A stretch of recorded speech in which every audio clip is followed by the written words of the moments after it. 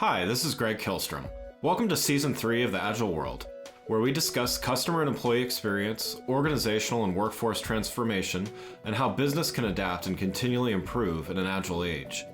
The Agile World podcast is brought to you by TEKsystems, an industry leader in full-stack technology services, talent services, and real-world application. For more information, go to teksystems.com.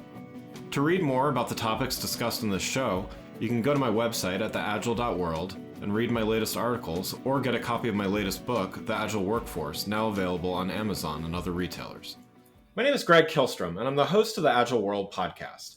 Welcome to a special episode of the show brought to you in partnership with Arlington Economic Development, where we discuss issues related to the workforce, the role of place in the future of work, and the role of the creative sector in a larger business context. We call this Return on Creativity. Today, we're going to talk about why it's so important for organizations to invest in internships and training for new employees, and different ways for organizations to find new employees. To help me discuss this topic, I'd like to welcome Steve Cooper, CEO at Exelaration. Steve, welcome to the show. Hey, Greg, great to be here. Yeah, looking forward to talking with you. So first, for those listening, why don't you tell us a little bit about Exelaration and your focus there? Yeah, well, I'm coming to you from the Exelaration Center down here in Blacksburg, Virginia, and we do something that I don't think anybody else does, and that is we have built a consulting organization that builds software for our clients. Now, that itself is not particularly unique, except for the fact that most of the staff on our projects are undergraduate, top student engineers, juniors and seniors at Virginia Tech and Radford University, and will soon be expanding to more universities. So what this enables us to do, obviously, is bring a really cost-effective, high-capacity, talented team to the problems that our clients have building software, and we're tapping into an unconventional talent source. Let's start here by talking about the importance of internships and the model that you've created from the employer perspective. So Exelaration created what's called the Professional Internship Organization, or the PIO model. Can you talk a little bit about that and how it's beneficial to organizations? When you think about internships, a lot of organizations have programs in, Amazon, Capital One, Microsoft. These are award-winning programs that you read about in Forbes and other magazines. But your average run-of-the-mill startup firm, your Main Street firms, your early stage firms, they don't either have the bandwidth or the resources to launch their own internship program. So they're missing out on tapping into this incredible unconventional talent source, which has a lot of capacity and a lot of talent. So we decided, hey, why don't we bring that innovation? Why don't we bring that service to every firm and not just let interns be used by the very largest of the firms? So that's what a professional internship organization is. We at Exelaration are a PIO, or internship as a service. A lot of folks call it that. And so we're offering internship as a service to every firm, whether it's a startup, an association, a Main Street firm, a mid-sized firm, a nonprofit. All these organizations can now tap into software engineering interns without having to launch and oversee their own program. That's great. I think that's such a great idea. I'm a firm believer in interns. I've in my various companies, I've often hired interns, to start as an intern in an internship and then hire them full time. It's it's such a great way to do a lot of. I mean, you can teach the intern stuff, but also just find great talent. Yes. Which I think is so important. And I think that kind of leads to the next question here, which is, we're going through what some are calling the Great Resignation. So many employees looking at different employers reconsidering their career paths in the first place. I mean, some of this brought on for lots of different reasons, but because of this, a large percentage of employees are looking for new work, but employers are looking for new talent. So do you think this helps make the case for companies to look at some alternative recruiting sources like interns to fill seats, as well as just alternative methods to get work done? How does your model help that? Well, we help it in both ways. You need the work done, and yet 40% of technology seats, if you will, are vacant, meaning that a typical company, for every 10 software engineering positions that they have, only six are filled. And that's a terrible statistic because it means a lot of code that needs to be written isn't getting written. At the same time, you have a lot of poaching going on.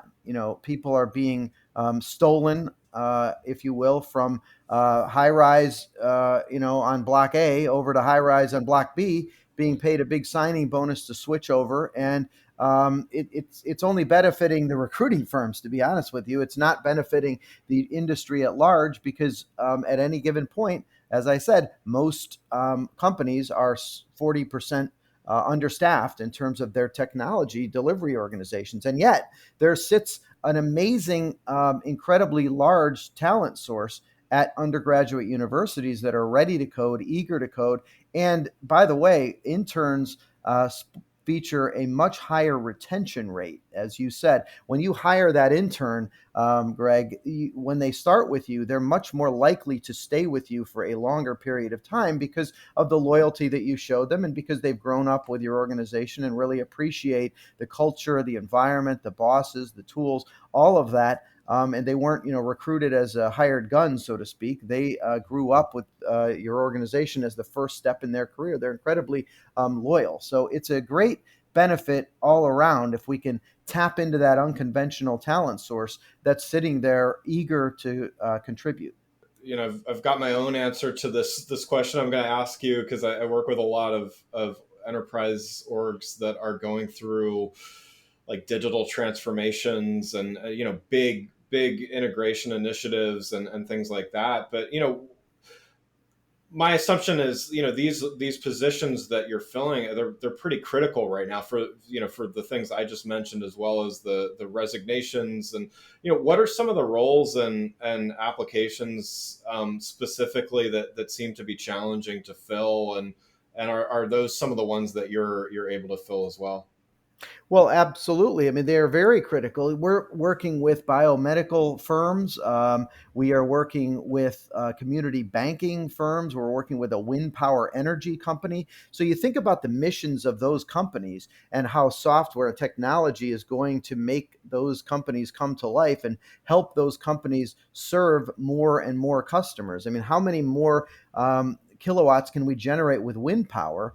The only thing preventing that is the wind power companies, like our clients, need systems built. They need systems that are going to bill and invoice correctly. And those systems don't build themselves, and they're somewhat custom. And that's what we're building. So that code, those lines of code are going to save lives. They improve lives. They save money, and they create a lot more efficiency and higher quality of life in the world. When that code doesn't get written or when that code is delayed because of a lack of staff, we all suffer because of that. And again, it's just such a great way to get that code written if you can harness a whole new source of talent instead of just poaching it from the building next door. And to kind of follow on to that, these are students at some top universities that are writing this code. So these aren't just random applicants to to an internship program. Can you talk a little bit about maybe the rigor that they're going through in their studies and stuff like that, and why you chose to partner with the universities that you did? Yes, we selected Virginia Tech to put our acceleration center at because we knew that they had such a stellar population of top engineers across all kinds of engineering, not just software engineering, but you have civil engineering, mechanical engineering, aerospace engineering, biomedical. It runs the gamut, and yet at Virginia Tech, we're able to hire amazing interns who come to us already with an enthusiasm and a passion for software development and channel them into a pretty rigorous professional development progression that we have that goes through everything from agile methodologies to client stakeholder relationships to database and design technologies to DevOps and production deployment practices. All of those things are things that are either not taught in the classroom or they're not taught early on.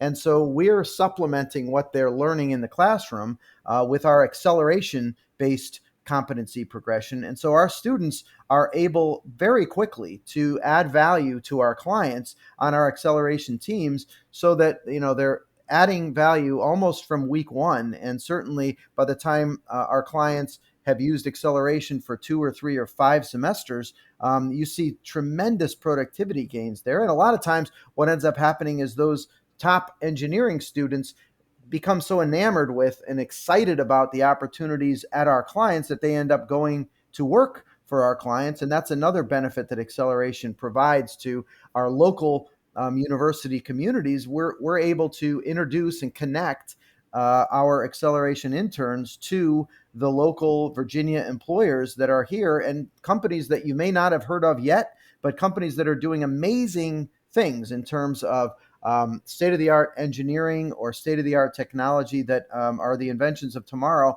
And those are the companies that top engineers really, really want to work for. And we're able at Acceleration to connect them to those. Having hired software engineers over the years, it's the one kind of hesitance that I would always have with an entry level engineer is just the lack of understanding of some of that process stuff that you mentioned. And Yes.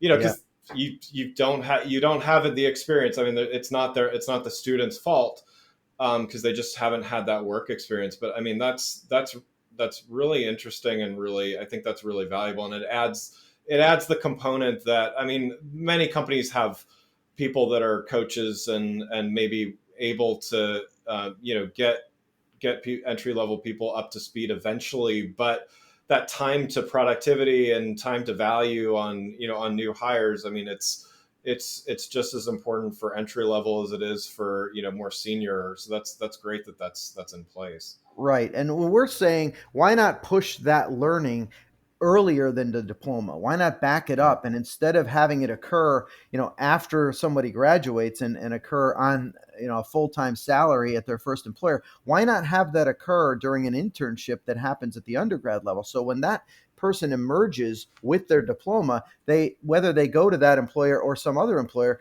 they are much more productive and they can accelerate their contributions much earlier. So they can be brought online as really a full-fledged developer, from week one, rather than having to incur that learning curve that you mentioned about process and even people relationships. A lot of developers have never even, when they come out of college, attended a meeting yet. And obviously our students at Acceleration have attended lots of them. So they not only know how to attend them, but they know how to run them, and they're serving as scrum masters. So those types of experiences, you really want to get those experiences earlier than what typically happens in the typical career model. So let's switch gears here now and look at this from the student or the intern's perspective. And we definitely just touched on this a bit already, but just kind of thinking through from that individual's experience. So we already kind of mentioned some of the downsides to not getting some of this experience, but what are there any other reasons from the student's perspective to be part of a program like this, and what they can gain from it? Yeah, the main benefit is not making the wrong choice after they graduate. If they can experience the work environment in an internship model prior to graduation, they're much less likely to choose the wrong job for themselves, once they get out, because it's analogous to dating before marriage. If you're going to graduate and the first time you have a chance to do any work in your chosen field is your first employer, that's tantamount to saying, well, I never dated before I got married, right? We want you to know, hey, I like working for small companies, or I don't like working alone, or I really love flexibility in my job environment. There's all kinds of personal preferences that people find out about. Then you really can't learn that about yourself until you're thrown into a real environment. And then you say, gosh, I really hate working in a team environment. I'm a lone wolf. I like to work on my own. And so that type of thing, that type of revelation about yourself, they discover in the acceleration program. And so what ends up happening is when they're then looking at the ultimate job they're going to take out of college, they can make a much, much wiser choice. And obviously, it's not the end of the world. They can resign and take another job if they do end up making the wrong choice. But it's so much better if they can end up in the right employer right out of school rather than kind of experimenting, under a salaried environment. Yeah. Yeah, that's so great, man. I wish I would have had that. I might have Yes. made a slightly different decision right out of college. But Yes. hey, Yes. We hear that a lot. True. live and learn, but Right. no, that's great. Well, yeah, and the program, it's as internship programs go, has been ranked very highly, and compared to other internship programs. Why do you think that is? What makes it unique versus some of the other programs that are out there? Well, the one thing that makes it unique that I talked about at the beginning of the broadcast is that acceleration is deploying our teams into client environments. So we're not an in-house internship program from the standpoint of the work. So we give our students, our developing developers, so much experience in lots of different industries and lots of different domains. So they're learning Java, Python, .NET. They're also learning, as I said, Agile and database. And then finally, they're exposed to fintech, blockchain, biomedical, and healthcare, all of these industries. You never get that kind of experience in any other program because most internship programs are really under one roof. So we're the only one and that probably contributes to the Acceleration's top rating. But another great part about the program is that we're giving them lots of chances to work with a full mentor. I mean, all of our internships are fully mentored. So we have a full-time staff who is the senior engineering team that oversees these projects and that are the billable resources and project managers themselves. So you're getting fully mentored, plus you're getting a whole professional development curriculum, which is a competency progression that's kind of the backbone of the program that you're learning alongside your classroom learning. So it's really a great program. Obviously, we'd love to expand the acceleration program, and we're continuing to do that at more universities so that we can serve more clients and bring more students. We have over 100 alumni from the program now, and we can't wait till we get to the milestones of 200, 300, and 1,000 acceleration alumni. That's really great. And just for companies that might be interested in that, what's the process to see if acceleration could be a good fit? Well, all you have to do is reach out to us. We're at acceleration.com. I'm sure there's something on the podcast that can help them understand how to spell that. Yeah, Or I I'll put a spell it link. out. I'll put Yeah. a link to the site. Yeah, and we're always meeting with new prospective clients all the time. Some of them want to get started right away. Just before this podcast, in fact, we were meeting with one that's probably going to start this week, and it's Thursday already, so they are really in a hurry. Other companies, have the notion that they need to introduce more technology to their environments and build a talent pipeline, and yet they want to start 6 or 12 months from now, depending on their strategic plans. So we're used to all kinds of timeframes and all kinds of different scopes. We have projects that are only one student large, up to projects that are 7 or 8 students. So all kinds of sizes and technologies and domains. We're used to working across everything. So we're just hoping to give as many opportunities as we can and blur that line between work and learning. It shouldn't be a thick black line that happens at graduation. Well, one last question before we wrap up here. I mentioned the Great Resignation, as they're calling it, and just recent events has certainly turned the job market a bit upside down. Do you think this is what effect do you think this is having on the internship market and programs in general, and what should companies keep in mind, because of this?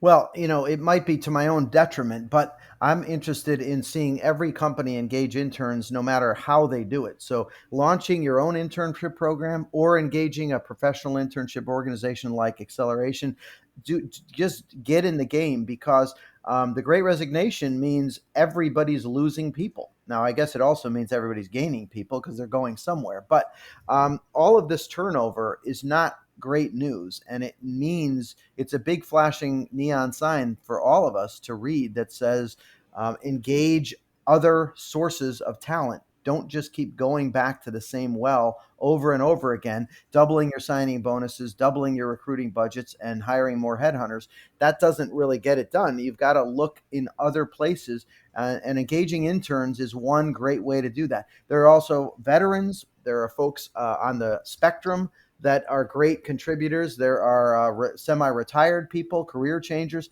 all kinds of other talent sources that ought to be tapped, instead of just going and assuming I need someone with a college degree and 3 to 5 years experience. Those buzzwords need to be killed off from all of our classified ads right now, because it's not working. We've got to look at other unconventional places, and I think that's what the Great Resignation is teaching all of us. Well, Steve, thanks so much for joining. For those listening, what's the best way for them to get in touch with you and keep up with what you're doing? Go to Exelaration.com or nextupsolutions.com, and we're happy to respond. I'm right there on both web pages. We're one company and 2 different web pages, so I'm happy to meet and connect with anybody at any time. Wonderful. Well, again, I'd like to thank Steve Cooper, CEO at Exelaration, for joining the show. To learn more about Return on Creativity, brought to you by the Agile World and Arlington Economic Development, please go to returnoncreativity.com. Thanks for listening to the Agile World with Greg Kihlstrom. See you next week. Thanks again for listening to the Agile World podcast, brought to you by Tech Systems. I'm your host, Greg Kihlstrom. If you enjoyed the show, please take a minute to subscribe on your podcast channel of choice and leave us a rating so that others can find the show more easily.